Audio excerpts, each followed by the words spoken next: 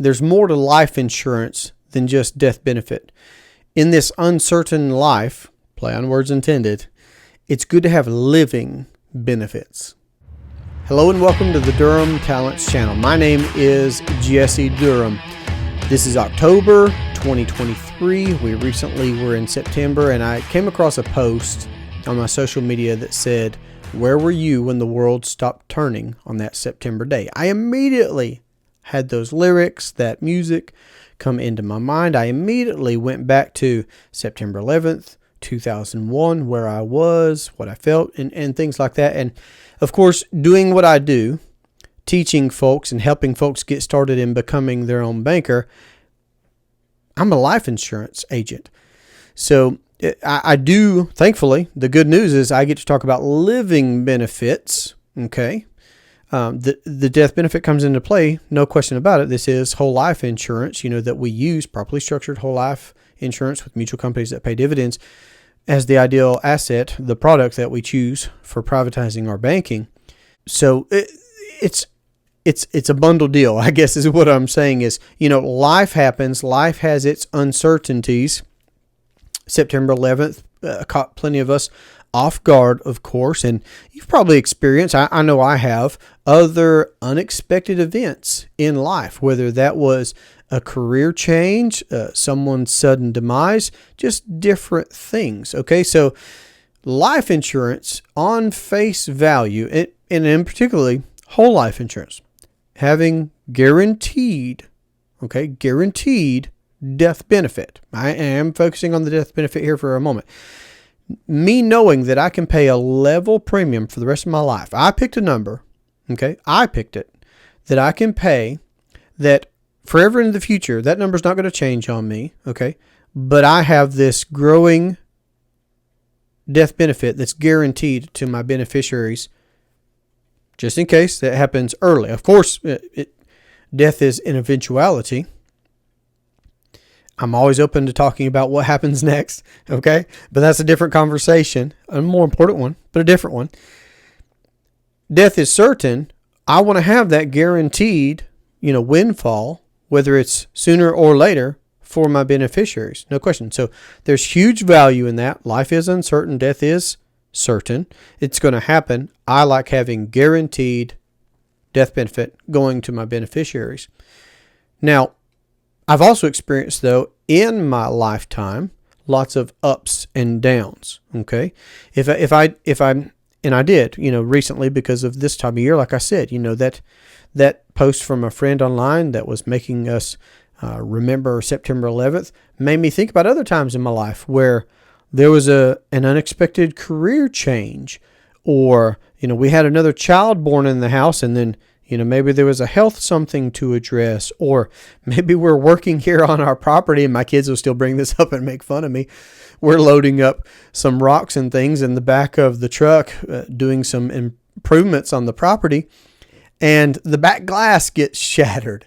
It's my fault, but thankfully we had insurance, is what I'm getting at here is, now that was just car insurance, but here what I'm talking about is, again, there are living benefits, not just a death benefit. There are living benefits, what we call living benefits, to a properly structured whole life policy, meaning that those same premiums that you're paying that are giving you that guaranteed future death benefit whenever death occurs also means that you have a cash value today, now.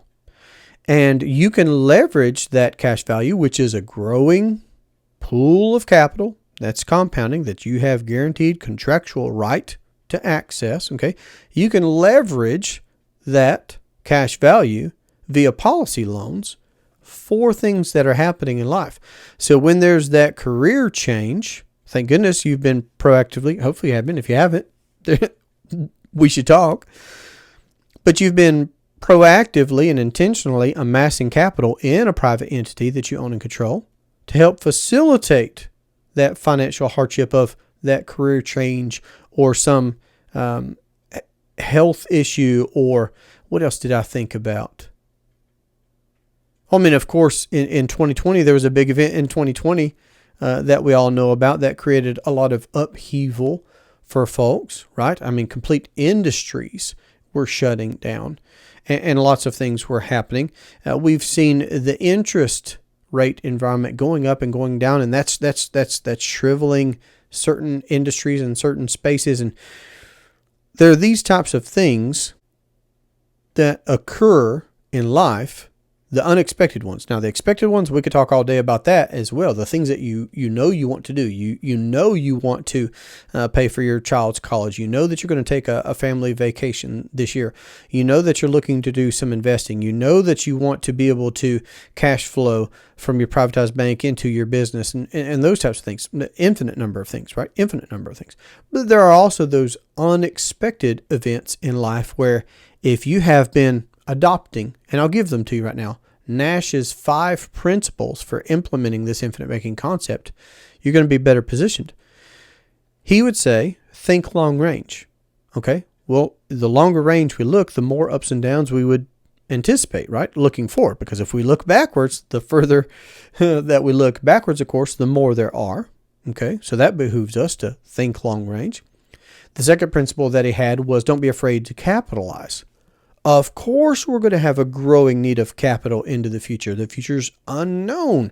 I don't know completely what to expect in the future. So does it behoove me to capitalize and to capitalize well? Yes, absolutely. I need to be taking those depreciating dollars and turning them into appreciating dollars in the future, okay, to account for inflation and taxation and so many different things, okay?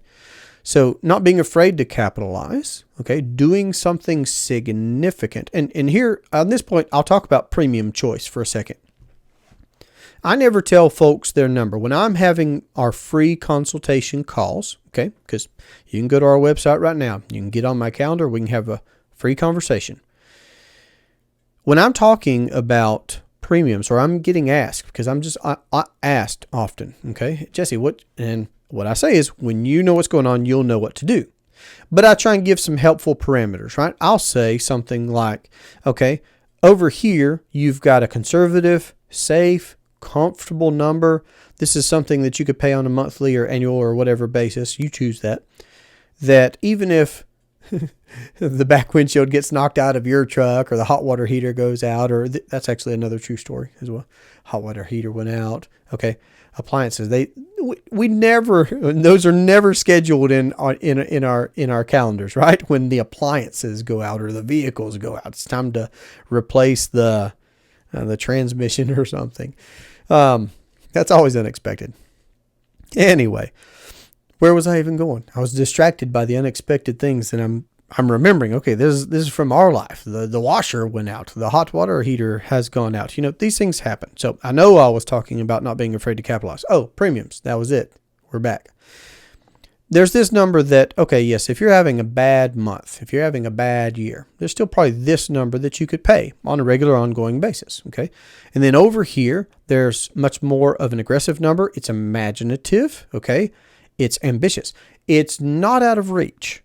That's important, okay? But it stretches your thinking, okay? You see it as possible, but you're still wrapping your mind. So somewhere between those two is probably what's going to make sense for you. And if we're talking about your first policy, maybe we'll err even a touch more towards being conservative, okay? But I just encourage folks, and we look through their numbers, we look at your financial footprint, we talk about your plans, your goals. I don't have a cookie cutter approach, okay? When you know what's going on, you'll know what to do. But either way, you should be well capitalized, okay? And then his third principle, okay? Be an honest banker. When you're the banker, be an honest banker. That means you're paying yourself first. You're paying yourself with interest, okay? And on that point, when you give yourself a true market interest, now you're the banker, you can pay no interest, you can pay massive interest, you can pay market rate interest, you can try and give yourself a deal, okay? But again, you're the banker, and Nash says be an honest banker. Don't steal the peas, okay? If you don't understand that reference, read his book, Becoming Your Own Banker by R. Nelson Nash. Read the book. But his third principle is be an honest banker. Of course, you should be an honest banker, okay? Of course you should. What would you be if you weren't an honest banker? Okay? It's the opposite of honest. And Then the fourth principle is don't do business with banks. Now, see, here's where people really can feel a pinch. For folks that haven't been thinking long range, for folks that have not been capitalizing for themselves, when we are conventionally financing everything and a financial hardship comes, something unexpected comes, that career change, that incident, whatever it is, if we are beholden to the banks to where we're asking permission, that is not an optimal, that's not a strong position to be in. Okay, we are beholden to them. They're going to tell us if we qualify. They're going to tell us what the collateral is that we have to front. They're going to tell us what the interest rate is. They're going to tell us when and how to pay it back. Okay, all those things. I'm saying you can control all of those variables for yourself and you can profit from it. And if you're not sure if the banks are profitable, well, are they pretty or not? Okay. Don't they have well-kept grounds or do they not? Okay. Who pays for that? You and I do. Okay. All right. So don't do business with banks. You don't want to be beholden to, okay, or I suggest that you consider not being beholden to a third party when you do come through an unexpected event in life. I've been on the phone with enough folks, and I've had some of my own experiences, okay, in years gone by. We haven't gone to a bank to finance anything in years. Hallelujah. So when you control the banking function in your life, it's a different lifestyle. It's a different paradigm. You are unplugged from the matrix. Anyway, but I talk to folks, of course, and they'll tell me about, Jesse, we wanted to do this as a family. We wanted to get this camper. We love the outdoors, or whatever the case happens to be. And you got denied. Now that's not an unexpected, event, but I'm just saying being beholden to the commercial banks, when you get a bad taste in your mouth, and if you've had one, you know what I'm talking about. And that's probably why you're listening to this type of information, right? You can be financially independent and autonomous. That's what I'm saying. Don't do business with banks. Nothing against the beautiful people, okay? Nothing against the beautiful people. I've got friends that work at the banks. Love them, okay? But the banks are making loans on money that didn't exist until folks are signing their name to it. Okay, I think that's wrong.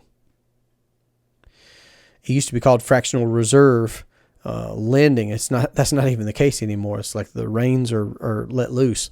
Okay, Nash's fifth principle is rethink your thinking. Okay, now I certainly believe that that's a good perspective to have on looking ahead, knowing we don't know what those unexpected events will be, what they will look like, and they're unexpected events. Okay, but if we are constantly reading and listening and working to expand our knowledge and our understanding, and we're rethinking what it is that we even think that we know, that always makes me go back to the quote from Will Rogers where he says, the problem isn't in America isn't so much what people don't know, but it's what they think that they know that just ain't so. Okay, and we address a lot of those things here. We've got a quote series where we address popular, whether they're good or bad, popular financial sayings or quotes. We've got a whole series there.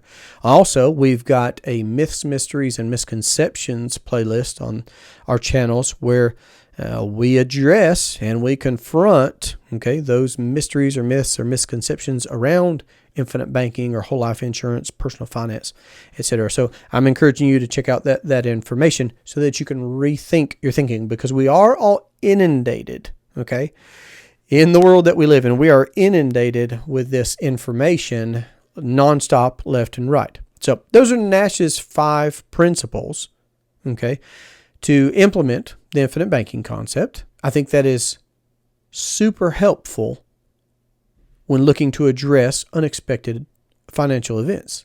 And I know that it's not every day that folks wake up looking to buy life insurance or looking to have a conversation about life insurance. Certainly, again, that's where I've got the benefit, and I can even share the good news that, there are living benefits to properly structured whole life policies that you're looking to use, from these mutual companies that pay dividends for implementing the infinite banking concept. So it behooves us, and I've given lots of examples on our channel, of course, and podcasts, of things that we've done with policies, expected things that we've done. I've also done some on some unexpected things, and here we are talking about it again. And here let me mention that there are some things in life that we can't expect and that we can't expect again. Just walking this out, fleshing this out a little more. Can we expect to get older? Okay. And as it concerns life insurance, that means certain changes when it comes to premiums required to own a whole life insurance policy, right? We come to the subject of health. Is our health subject to change into the future? Absolutely. It certainly is. The sooner we talk about something like this, both for the death benefit and much more importantly, for the living benefits, R. Nelson Nash would say, our need of finance is far greater than our need of protection. So while I think that everybody should be adequately and properly, sufficiently covered, sufficiently protected, our need of finance is even greater than that. And furthermore, if you've never heard me say this is something really cool that I've been able to experience now from seeing the growth of our system of policies over the years of utilizing them for our lifestyle.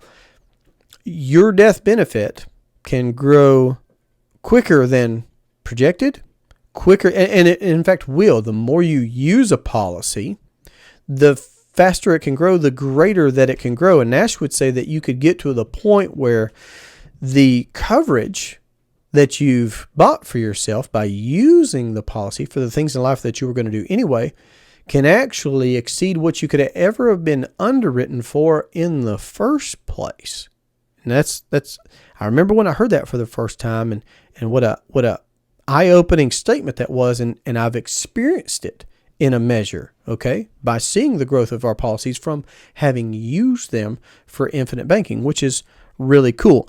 But the time, okay, let's go to another factor, time. Time's going to go by either way. We don't know what it holds for us, but we do know that, and I use this saying often, when's the best time to plant a tree? Well, it was 30 years ago, 40 years ago, okay? But what's the next best time to plant a tree? Today. When you know what's going on, you'll know what to do, right? Death and taxes, that's even a saying. Death and taxes are what's certain in life, okay? I feel like we can address those. Now, one particular point is, we don't know when we're going to die.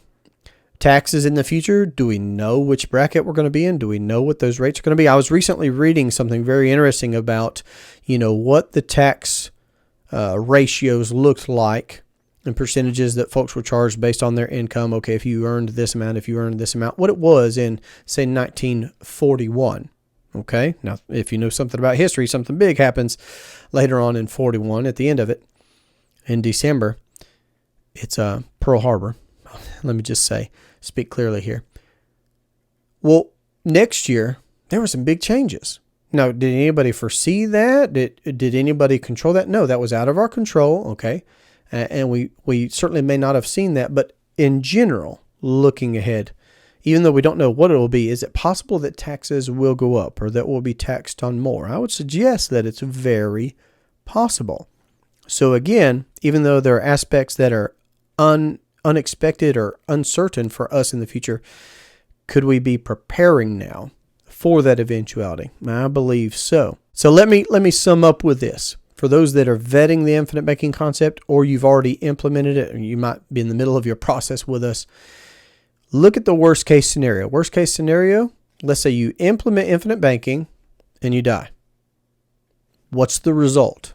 A tax-free windfall to your heirs, to your beneficiaries, to whoever it is that you designate. That's the worst case scenario. What's the best case scenario? Okay, if you live, and for your whole lifetime, you get to privately finance whatever it is that you do. You enjoy that control. You enjoy that profitability, and then you also still leave that tax-free windfall to your heirs and beneficiaries. Okay, those are the only two things that can happen. We'll either die or we won't. We're better off either way, is what I'm saying. So I'm encouraging everybody to be prepared. Okay. So to be able to check out our free presentation to introduce you comprehensively to the infinite banking concept, go to our YouTube channel. Of course, I would appreciate it if you like, share, subscribe. Make sure to put any comments or questions in the comment section, or just reach me directly. You can also get in my calendar from our website, www.durhamtalents.com, where we can talk about your questions. This has been a great pleasure for me. I hope you have a great day. Take care.